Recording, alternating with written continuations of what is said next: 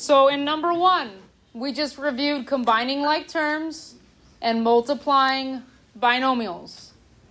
In number 2, we're going to solve for x. How do I get a started? What do I solve for? What's my first algebra move? Well, it's x squared equals 9. How do I get rid of a square? We square root it. And what happens when I square root 9? 3 and... There we go.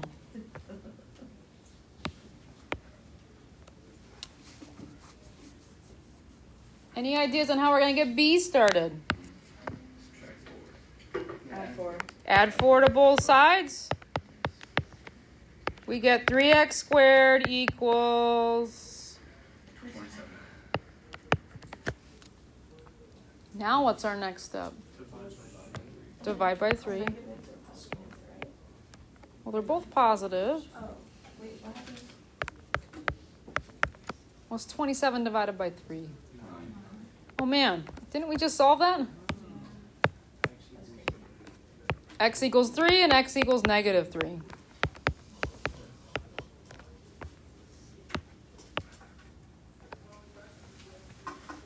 Questions so far? Part C. What should we do first? Minus 2. What's minus 2 from both sides?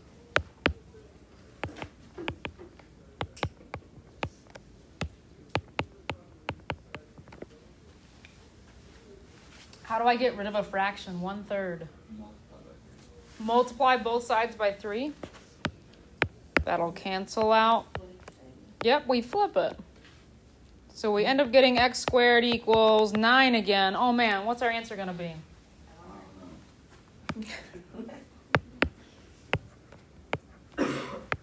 We end up getting 3 and negative 3.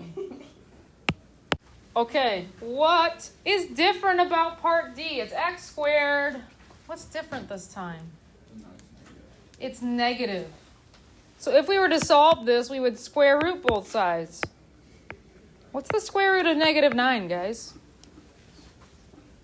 3. Error, not possible. Today, this is what we're exploring. Okay? Today, this is what we're going to explore. We're going to explore how do we square root a negative number. Are you ready? All right. The square root of negative 1 is I, and I squared equals negative 1. And we're going to watch a short video. We're going to watch a short video about where I comes from. X squared plus 1. We can graph our function and get a nice parabola. Now, let's say we want to figure out where the equation equals 0. We want to find the roots. On our plot, this should be where the function crosses the x-axis. As we can see, our parabola actually never crosses the x-axis. So according to our plot, there are no solutions to the equation x squared plus 1 is equal to 0. But there's a small problem. A little over 200 years ago, a smart guy named Gauss proved that every polynomial equation of degree n has exactly n roots. Our polynomial has a highest power, or degree, of 2, so we should have 2 roots. And Gauss's discovery is not just some random rule. Today we call it the fundamental theorem of algebra. So our plot seems to disagree with something so important, it's called the fundamental theorem of algebra, which might be a problem. What Gauss is telling us here is that there are 2 perfectly good values of x that we could plug into our function and get 0 out. Where could these 2 missing roots be? The short answer here is that we don't have enough numbers.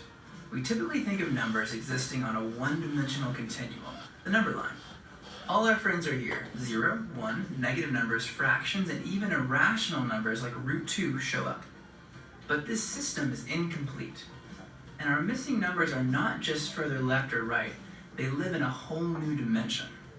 Algebraically, this new dimension has everything to do with a problem that was considered impossible for over 2,000 years, the square root of negative 1.